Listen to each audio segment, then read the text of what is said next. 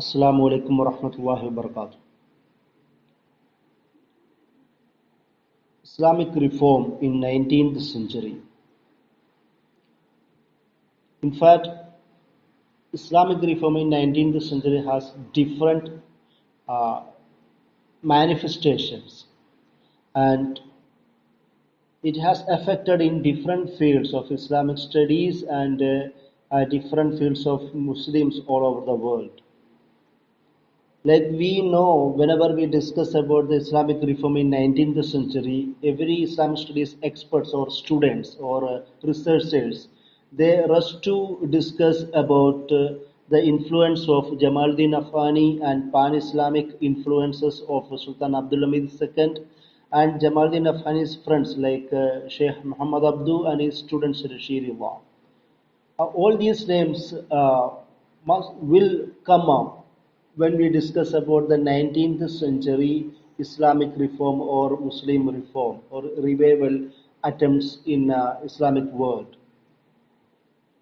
In fact, it is correct to discuss about their influence and contributions in the fields of revivalism in the Muslim world, because these big personalities under the patronage of Sultan Abdul Hamid II, he used Jamaluddin Afghani. Jamaluddin Afghani was the biggest uh, activist at that time. He wandered around the globe, especially around the Muslim world. He even came to India and discussed with many ruling families, elite Muslim nobles, and he was another leader of anti-colonialism, and he discussed about the science and its reconciliation with the Islamic sciences, and he put forward the idea of reform for the Muslim society. And at the same time, he discussed about anti-colonialism, anti-imperialism, especially anti-British activism, and he discussed about Islamic sciences reforms, and he even written a work. He has even written a work like Ar-Raddu al-Dahiriyin, a refutation to the materialistics, because at that time there are many scholars, even from Muslim community, like Sir Sayyid Ahmed Khan. He himself was another Rom, especially in the educational field. But there are many Muslim intellectuals who affected by the Orientalistic perspectives regarding to Islam and Islamic sciences and Muslim world and their culture and their own every ideas. So these perceptions, especially the works written by Orientalists, got affected, and these works influenced Muslim intellectuals. Because of that, Jamaluddin Afghani has written that work, Ar-Raddu al-Dahiriyin, means refutation to the materialistic, because these new Muslim intellectuals of 19th century, even in the 20th century too, they started to negate many Islamic principles, many metaphysical ideas regards to the Islam and Islamic principles. Like Sir Sayyid Ahmad Khan, he was ready to negate the mu'jizats of Quran. He just interpreted Quran in his tafsir as just like a materialistic way. So these dimensions of 19th century Muslim intellectuals led or forced Jamaluddin Afghani to write Ar-Raddu al-Dahiriyin, a refutes to these materialistics. So Jamaluddin Afghani, at the same time, he was a freedom fighter, fighter against British imperialism, colonialism, and at the same time, he demanded for the Muslim unity and in a global level. And this is why Sultan Salahuddin Ayyubi utilized Jamaluddin Afghani in that field. At the same time, Jamaluddin Afghani discussed about the science and its reconciliation with Islamic principles. So, another biggest personality in 19th century, even in the 20th century too, Sheikh Muhammad Abduh of Egypt.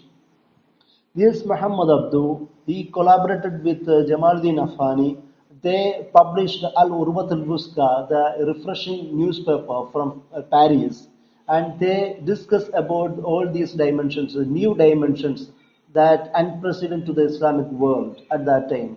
This science, the influence of sciences and the significance of new sciences, new technology, and acceptance of Western ideas according to the Islamic principles. Actually, they were not blind imitators of Western cultures of civilization, because Jamaluddin Afghani or Sheikh Muhammad Abduh. Once there was a famous quote of Sheikh Muhammad Abduh. Once he went to Europe, he said that I saw Islam in Europe, but I could not see Muslims. But I saw Muslims in Arab world, but I could not see Islam there, because according to Sheikh Muhammad Abduh, he thought that the development and the enhancement in different fields, especially scientific field, technological field, and many other new development of the Western society is actually Islamic, but the society is not Muslim. But at the same time, this development, this enhancing situation of Western world cannot be seen in Islamic world. So this kind of development, this kind of technology and science and their effect and impacts in the Western world not been seen in Muslim world. So this is why Sheikh Muhammad Abduh said that I could see Muslims in the East, in the Arab world, but I could not see Islam there.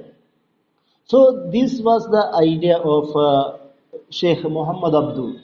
This is why Sheikh Muhammad Abduh, when he got power in Jamiat al-Azhar, he became the director, or he became the Grand Mufti of Egypt. He started to initiate new projects for the Al-Azhar to change the infrastructure, to change the syllabus of the Al-Azhar and different madrasa schools of Egypt at that time. But he was confronted by the conventional ulama of Egypt. This is how he could not complete his project in Egypt. But the idea of Sheikh Muhammad Abduh was followed by Muhammad Rashid Rillah. He was a conventional Islamic scholar, but Muhammad Rashid Rillah actually took the ideas of Sheikh Muhammad Abduh, and he continued that path. And this school of thought of Jamaluddin Afghani, Sheikh Muhammad Abduh, and Muhammad Rashidillah, that was known as As-Salafiyya At-Tanwiriyya in Arabic, enlightened Salafism in English. So the idea actually, this influence of Egyptian scholars got more popularity across the globe, especially in Islamic world. Even in Kerala, the Salafi movements, Islahi movements, that is the early 19th century, and at the early 19th century, the influence of Egyptian Salafism became popular in Kerala itself, especially the southern part of India, and in Kerala too, especially in Kerala. So these kind of reforming influences came from Egyptian Salafism or Egyptian enlightened groups of Jamaluddin Afghani, Muhammad Abduh, and Muhammad Rashidillah. Even when we discuss about these kind of 19th century or 20th century revivalism, we, the scholars or the researchers, only confine to these discussions. But across the globe, especially in Islamic world, there were many other reforms attempts too, led by different scholars, different reformers, different educationists, different freedom fighters. And this reform has wide range effect in Islamic world. Some reform happened in the educational field, somewhere in cultural and intellectual field, somewhere in spiritual, in Sufi Tasawwuf branches, and some in anti-colonial attempts too. Like when we discuss about this 19th century scholars, we have to include the African scholars and African freedom fighters and their contribution to the reform of Muslim societies in their respective fields, like Usman the Fodio, Fodio and Haji Umar al-Futi al-Tawal and Sayyid Nursi of Turkey. These scholars did huge impacts, huge contribution for their respective countries. Like Sheikh Usman Dan Fodio, he initiated his own tariqah, and these Sufi scholars, these revolutionary military scholars, he founded a Sodoko Caliphate in Nigeria in 19th century, and he was connected with the Sufi tariqas. When he was a Sufi scholar, revolutionary military scholar, at the same time he fought against these Italian, French armies there, and he founded a Khilafat, Sudoko Khilafat in this Nigeria. And another scholar from Senegal, he was Haji Umar Fudi Atwal. He founded another kingdom in Senegal, and this kingdom was encompassing much of Guinea, Senegal, Mali, all these places of these African places. And he was also a Sufi sheikh, and he fought against this Western imperialist army there. So these kind of reformist activities must discuss in this discussion. And another scholar who were the biggest influential personality in modern Turkey Islamic atmosphere, that was Sayyid Badiussaman Sayyid Nursi. This Badiussaman Sayyid Nursi, who was a Kurd scholar, a Muslim theologian, and he produced many works like Risale Nur, and he first collaborated with Kamal Pasha in the early 20th century, and collaborated with Kamal Pasha because he thought that Kamal Pasha was just like a reform, and he is doing something great for the Muslim society. But when he saw that Kamal Pasha, he destroyed the Khilafat, and he deviated from the reformist or Muslim reformist attempts, and he started to initiate the secularist ideas to the Turkey, to the modern Turkey. Then he confronted Kamal Pasha, and he was arrested later, and he became released later, and he in the later period he started to work with the mass of this rural area. So that was another influential personality, Sayyid Nursi. Because of this Sayyid Nursi, the modern Islamic resurgence of Turkey, it is thanks to the Sayyid Nursi. And all these new movements like Naqshbandi movements, all the Gulen movements itself, and all the different Naqshbandi, different branches also, all these groups actually now thanks to Badiussaman Sayyid Nursi. So he was the founding father of modern Islamic resurgence in modern Turkey. And another scholar, who is another military commander or military leader, was Abdul Qadir al-Jazairi from Algeria. He fought against French colonial army in the mid of 19th century. And he was also another reform. He was like a Qadiri Sufi leader, and he was a freedom fighter for the Algerian society. these leaders like Umar al and Usman dan Fodio, Badiou Saman Sayyid Nursi and Abdul Qadir Jazairi, these all scholars, they have good impact in religious life of Muslim society and their anti-colonialist activities in their respective countries. And Imam Shamil too. Imam Shamil was a Naqshbandi leader who was fighting against USSR from all this Caucasian area. He was a Caucasian Imam for the Caucasian Muslims at that time, and he was connected to the Naqshbandi Sufi Tariqat. So these kind of scholars fighting against who were fighting against the British or French, Italian colonialist powers were another manifestation of reforms that happened in the Muslim societies.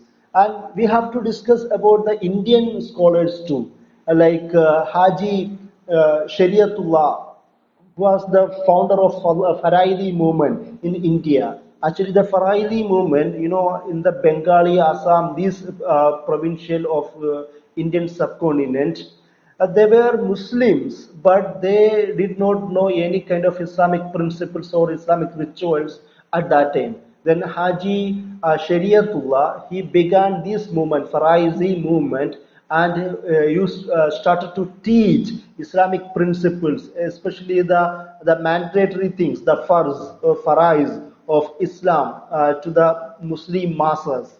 And he had to confront the British imperialist powers too, because he got popularity among the society, especially the peasantry of Muslims and non-Muslims too. Because of this popularity, the British imperialism got afraid of his popularity, his fame among the society, among the Bengali society. And after his death, own son, his own son, Muhsinuddin Ahmed, his own son, the Dudu Mian, the famous Dudu Mian, was the leader of this Faraisi movement up to his death. Because there was another special moment happened at his lifetime when the 1857 first freedom struggle started. The British imperialist power put Dudu Mian, the leader of Faraisi movement, behind the bars because they were afraid of the popularity of Dudu Mian. And because they got feared that Dudu Mian maybe would ignite the revolutionary acts against the peasantry Bengali Muslim society. This is why the British imperialist power put him behind the bar. And he was released after the collapse of first freedom struggle in 1857. When we discuss about the reform and Muslims, the engagement with the power and the reformist acts, we have to include these 1857 freedom struggles too, and the presence of Mughal emperor, the nominal emperor Bahadur Shah Zafar too. And after that, in the same time, after some years later, the Deobandi movement also started at that time, because by the hands of different scholars. And these, the scholars like Rashid Ahmad Gangohi, Muhammad Qasim Nanutawi, and these scholars were the pioneers of anti-British imperialism. At the same time, they were the religious leaders of the North Indian Muslim community. Because of this Deobandi movement, Jamiatul Ulama Hind was founded in 1999. That was another religious organization, and this movement played a major role for Indian independence war against the British imperialism. So the reformist movement, the Deobandi movement, must be counted as the another reformist attempts of Indian Muslims in the 19th century. And at the same time, all these reformist movement, we have to discuss about different scholars too, like Muhammad Ilyas Kandalawi was the founder of Tablighi Jamaats. He, he followed the same pattern of Haji Shariatullah of God, because Muhammad Ilyas Khan Dalavi, he followed the path of Haji Shariatullah and he started to educate the Muslims and started to call Muslims to the masjid, to the namaz, to the prayers, to the Islamic principles. So these also another spiritual reform and the ritual reform among the Muslim society in that happened that started in at the end of the 19th century and early 20th century. Another, the biggest the religious and the educationalist of Indian Islamic reform was Sir Sayyid Ahmed Khan. He was the founder of Aligarh movement. He initiated different schools and madrasas and different educational system in Indian subcontinent, even in Madras too. The resonance of his reform got affected, got reached in Madras provincial too in in early 19th century or the early 20th end of the 19th century and the early 20th century too. Even in Madras, his reformist influences reached in Madras too. So, Sir Sayyid Ahmad Khan's attempt as a Islamic reform, as a philosopher, as an educationist, must be considered as another reformist attempts of Indian Islamist scholars regarding to the 19th century Islamic reform.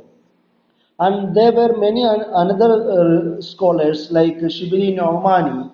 Shibli Nomani was another Islamic scholar who contributed too much to the Islamic knowledges. And another biggest Islamic theologian or Islamic philosopher, the poet philosopher, Sir Muhammad Iqbal, who was at the same time was a politician, a writer, a philosopher, a poet, and he initiated different ideas for the Muslim activism, Muslim political activism in Indian subcontinent. And these personalities, they could live in two centuries, to the 19th century to the 20th centuries too. These scholars, especially Sir Muhammad Iqbal, he had two life backgrounds, two different backgrounds of his life. One was the first part of his life, he was a nationalistic. In that time, he wrote the Sare Jaham Se Cha Hindustan Hamara. He was a pure nationalist. After he coming back from the Europe, he became Islamic universal philosopher. He discussed about the Cordoba and Muslim unity and Muslims' power and Islamic political philosophy. And he put forward the idea of spiritual democracy idea to the Islamic political philosophy too. So some scholars say he actually put forward the idea of Muslim states in the Indian subcontinent. Another scholar in who did reform in spiritual or religious sciences was Muhammad Ashraf Ali Sanavi, and and another one Abul Wafa Sanaullah Amrdasari. So these scholars from North Indian part, they did many contribution for Islamic society, especially Islamic sciences, to different branches of Islamic sciences. And we have to discuss the Muslim scholars from the Kerala too, like Fazal Pukoya Thangal, who was known as Sayyid Fazal Pasha in Ottoman archives, because he was a leader of Kerala Muslim Society, and his father, Sayyid Alavi Thangal too. He was also another leader, and Sayyid Fazal Pasha followed after his death, after his father death, and he became leader of Muslim Society in Kerala. And because of his anti-imperialist activities, British government, they exiled him to the Arabia, and at the end of his life, he collaborated with Sultan Abdul II. Now his qabr is in Istanbul. So Sultan Abdul II used Sayyid Fazal Pasha for his pan-Islamic activism, along with support of Jamaluddin Afghani in Istanbul. Another biggest personalities from Kerala, that is Sanaullah Makthi Thangal, who was the one of the biggest scholar.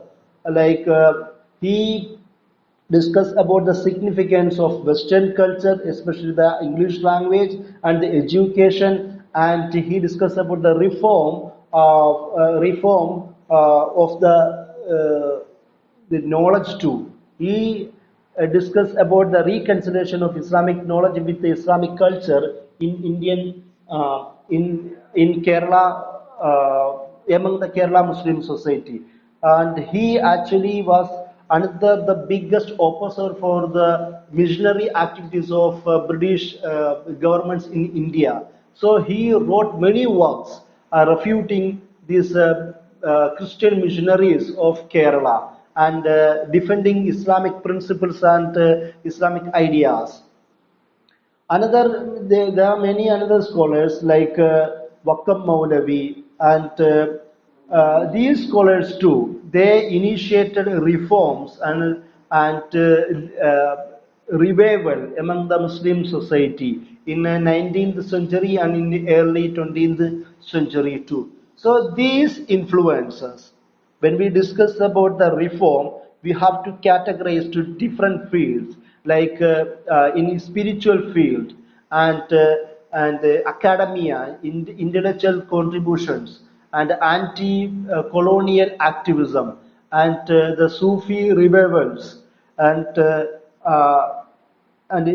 the movements, the foundations of movements like Aligarh movement, Deobandi movement, Tabligh movement, and Faraizi movement, and the Sufi revival, like the Naqshbandi leader Imam Shamil's reforms activities in the Caucasian area, and Abdul Qadir Jazairi in Algeria and his anti-imperialist activities, and Usman dan Fodio, the founder of Sodoko Caliphate in Nigeria, and Umar Tuli, the founder of another Umar kingdom in Senegal, and Imam Shamil of Caucasia, who was fighting against USSR in there. So all these confrontal activities, all these anti-imperialist activities must be included in this discussion. And another two important movements like Mahdi movement of Libya and Sanusi movement of Sanusi movement of Libya and Mahdi movement of Sudan. All these movements, they were fighting against the colonial activities, colonial power. At the same time, they were reformist themselves among the Muslim societies in their respective time and spaces. So, in anti-colonial struggles and in Islamic sciences like Ashraf Ali Sanavi and this Shibali Naumani, all the Sanaullah Makthi Thangal and Vakkom Maulavi. And in education field like Sir Sayyid Ahmed Khan, in philosophy and poet like Sir Muḥammad Iqbal, all these Islamic scholars and Islamic movements and different foundations and institutions, they generated huge contributions. They initiated tremendous changes and transformation among the Muslim society in the sphere of Islamic revival in 19th century and early 20th century. Thank you.